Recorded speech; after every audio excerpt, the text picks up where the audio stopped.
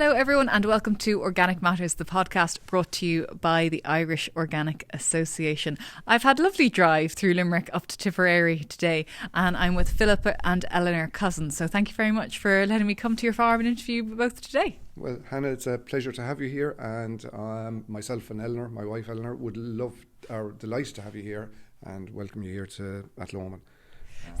So give us a little bit of the lay of the land. So roughly how many acres do you have and what kind of farming are you doing? What we have between myself and Eleanor, we're farming roughly 56 hectares, farming here in Athlone, and Eleanor is farming in Ballalooby in outside Cahir. Here what we try to do every year is have roughly 18 to 20 acres of organic oats, and the reason for that is just to get enough for a lorry load of oats, or 2 lorry loads if we can, for Flavins. And then we have our sucklers and we have our Irish Cobs, so we keep Irish Cob mares and we try to breed 4 to 5 foals every year. So the spin-off from that is the farm manure from the sucklers and the sale of the Waylands, and the cobs as well are housed farm manure again, and every second or third year sale of foals or sale of a 3-year-old riding horse. That's really interesting. It's a bit different. I love coming to different farms because everyone's doing just everything a tiny bit different. Yeah, and it evolved as well. That's not what we started out with. So we went into organic farming back in 2015, and for 2 years of conversion we kept the best 30 and sold the remaining 20 off as stores, and put our 30 heifers in calf to calve down as 20 calve down as 2-year-olds and 10 calve down as 3-year-olds. And that got us off then suckling again. And we had been conventional suckling back along the years, so we weren't new to that. From there then we started going to farm walks and joined our organic KT group. And that's also knowledge transfer, just for anyone who they've been running a long time now, and we had great facilitators back along, and up to the present, Orla Walsh would run out of Chagas and Clonmel would run our KT group. And people would say that it's hard sometimes to find information about organics and organic farming. So did that help, having a knowledge transfer group that you could go to? That helps, but also as well, we're shockingly lucky. Between your own county and our county, there's the Limerick Tip Organic Farmers Group itself, and they've run some of the best farm walks that we've ever been at, to be honest. And that's where we gained a lot of our information, and what would you it's the more talking to other organic farmers. That's where you get a lot of it. Case in point, here in Thurles, we're very lucky. There's 3 farmers, Mark, James and Thomas. They're on the Lochmore side of Thurles. They've been organic farming. Mark is at it, I think, 20 years now. So we have wealth of knowledge there, and they would have encouraged us to go into tillage. Now I always didn't consider our land good enough for tillage, but they had shocking experience. They were at it so long. They said you're foolish not to go at it. So they held your hand through the process, because it's hard, because when you're a conventional farmer, then it's one thing to move to organic suckler farming, from conventional to organic, and then to take that step into tillage, the complete unknown. Yes. It's huge. And better still, we have no equipment here, as such, bar the tractor. So it's contractor, a very good contractor up the road from us, Donald, and the lads, as Eleanor calls them, the 3 apostles, they have their own combine. So look, you have a group there to pull from, to help you out. And organic oats is a kind of a crop where you need a bit of patience with it, harvesting it, and it's very hard to ask a conventional contractor to come in. Some years, you'll fly it, and other years it's a little bit of hardship. And how have you been doing in terms of, I think Husky is the variety that Flavins have. We've used And you're happy with them? We're happy with it, and I take advice from the lads, and they're saying in general, there is one other variety there now. I can't for the life of me think of it there. But anyway, Husky is what we're sticking with. It's been very good for us now. I had one bad year, 23, but that wasn't down to the Husky. That was down to the Creeping Buttercup. And in terms, weeds, although they're weeds are a flower by another name. Yeah. But how have you found that side of it? Because people get quite put off with this kind of idea of organic and not being able to spray.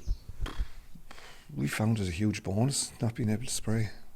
I should have said at the start, it was one of the reasons we went in.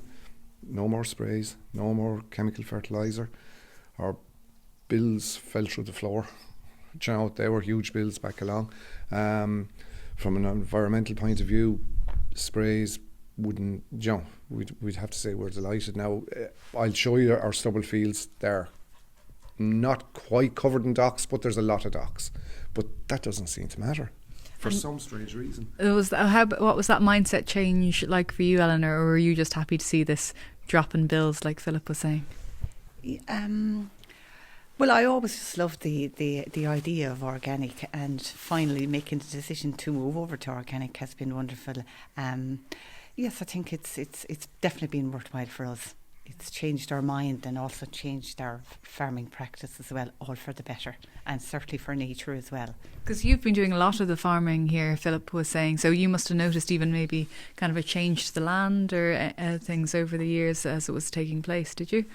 Yes, well, I suppose together, trying to, with Philip working our farm and that, we kind of worked, we were good to kind of bounce ideas off each other. So our farming, it worked very well to what we were doing, so yeah. It's I'm wondering, when I came up and we were talking and we were talking about the sucklers, the Irish Cobs and the tillage, and Philip was saying, well, tillage would kind of be our main thing now, but is there a favourite thing? Do you both have maybe a favourite thing, or is it the same favourite thing? Is it the tillage, the sucklers or the cobs? Yeah, from a monetary point of view, the tillage would be one focus, but the biodiversity and the farming with nature, that's a huge thing. We were very, very lucky. I think it's nearly 6-7 years ago. We were building a house up the road. We'd kind of left it for a while, but went back to it to start working on it again. And a family of owls had moved into it. So at that stage, we stopped work and got in contact with our very good friends in Cabra Wetlands, Liam Crowe and Tom Gallagher. And they also then put us in contact with Anya Lynch, who at the time we didn't know, was our park ranger for the area. So we spent the next, I suppose, 3-4 years ringing owl chicks every year. And Anya would come maybe once, twice a year. And I think it was the third year she was out. We just said, Anya, will you come down here? We want to show you a field that there's a peculiar plant in. To us, we were novice to all this. We didn't understand what we had. So Anya straight away, she saw it and she said, that's your devil's spit scabies. It's a very, the name kind of threw us off, but said, no, that's an important plant. That's the host plant for the Marsh Artillery butterfly. And that is, the Marsh Artillery butterfly is the only red-listed insect in Ireland. Wow. So it's under threat, huge threat. And the main threat being that its habitat has declined. So unbeknownst to us, with I think it's about 25 years of grazing with the cobs in that field and other fields, but that field in particular. I saw horses in general, the way they graze, it's very selective. Yeah, they're very picky, very fussy. Very fussy. And they're very careful as well. Not like when you let cattle off in a field, they just fan out and they trample, walk, whatever. But horses are very particular where they go, and they create these tracks. And we'll show it to you now. You'd be left with big islands of scabies here and there, and they'd have their tracks made across, and they'd go over for water or whatever else, and they'd come back and they'd stay on the same track. They wouldn't interfere with the plant. And that was brilliant to know that now. Like that was all coincidental. That wasn't us being nature buffs or anything like it. But through the interaction with them, we discovered what we had. That led us on then to joining and being accepted into the Parks and Wildlife Farm Plan Scheme, and that in itself then opened us up to, we'll say, the likes of the assistance from the likes of Catherine Keenan, who we'd never met before. But isn't it amazing that kind of I guess your mindset in terms of becoming organic, becoming more nature focused, and then allowing what would be considered weeds to thrive, and then even with the kind of animals that are selectively grazing that you brought, it has this huge cyclical effect. It has, and even going back to the Cobs again, the Cobs are a native breed, and they do encourage using native breeds for conservation grazing. And eventually we would hope we would be campaigning to get the Irish Cob recognised as a native breed. Yeah. Well, we're going to have a quick look at the Cobs, but we're going to walk down as well, because you mentioned some bird cover that you're quite proud of. So we'll stroll down and we'll go down to the bird cover. I think this is some of the best wild bird cover I've ever seen, and I'm not just saying that, I mean it. It's absolutely fantastic. There's sunflowers, there's sweet peas, and I can see a couple of other things in there. Phacelia, okay, you just mentioned that. And what else is in here? You have linseed, you have vetch, you have buckwheat, lupin, triticale is there, and there's some oats carried over from last year. And crimson clover as well? Crimson clover, yes. Sorry, and crimson clover as well, yeah. It's absolutely stunning. You must be both really proud of it, are you? Well, to be honest, this year isn't even the best year, because the drought really hammered this, and it should have flowered maybe a month earlier, but the drought held it back a lot. But this is specifically now for Parks and Wildlife, and it's a specific mix that the planners and the ecologist Barry O'Donoghue with Parks and Wildlife, this is what they designed for here, and it alternates then every year, every second year. It's divided. You can't see the division here now, but there is a division in it, and then we come back down here with just straight triticale and linseed. And I guess for anyone who's not sure what this is, like wild bird cover is there to feed the birds throughout the leaner months. So that's what you're doing. So you've dedicated part of your land to that, and then you're, like you said, you were alternating this field with another field just to help in terms of to give fields a break and biodiversity, and also to help to rejuvenate the soil as well. Changing it. Yeah. Crimson clover being one very, very good for. Because the clover is a natural nitrogen fixator. Yeah, and we use that again then in our rotation with the oats. We go arable silage, crimson clover, arable silage for 2 years as a break crop for the oats. But here again, it turns up for fixing the nitrogen here. The other field next door to this out here then is the acres, the Department of Agriculture winter bird food. This one, definitely, it's winning. Yeah. Without a doubt, it's winning. A little bit more effort's on it. We get our seed from Fruit Hill Farm. They have, we let them know on time. They have everything we want. This has the biggest population of birds in the winter. Isn't that interesting? Yeah, it's something else now. And then it also has the biggest population of insects in the summer when the plants are flowering. And even today now is a dull day, but if the sun was shining, you'd still have butterflies in here as late and all as it is. In terms of, I guess we've talked about, we know you're doing a lot for nature and biodiversity. We know where the oats are going. They're going to flavins, and they're a big important part of what you're doing. Yeah. And I guess the money side of things as well. The cattle, so you're breeding Angus cattle. Angus cattle. And when are you calving them down? Calving them down to be April, May. Okay. The last would calve, the first. So it'd be drier, essentially, rather than.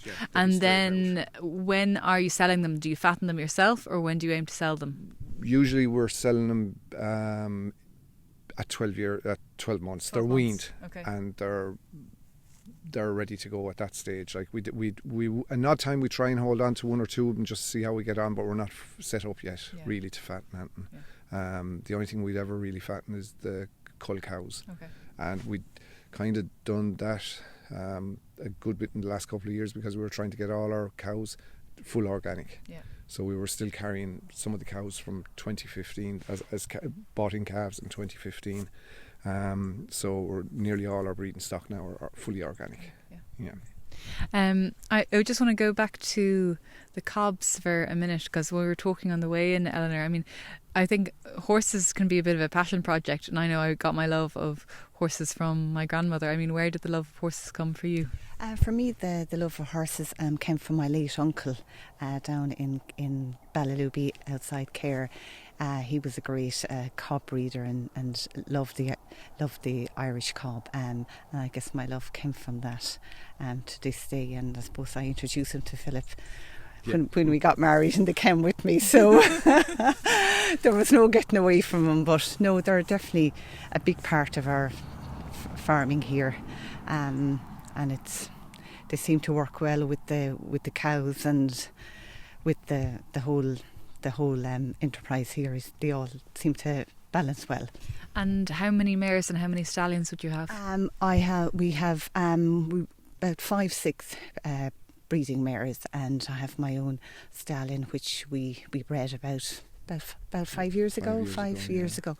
So that just makes it a bit more easier having our own stallion on the farm. But we travel too as well to introduce a different with the breeding. It's nice to have a different bloodline as well. So we travel with some of the mares as well.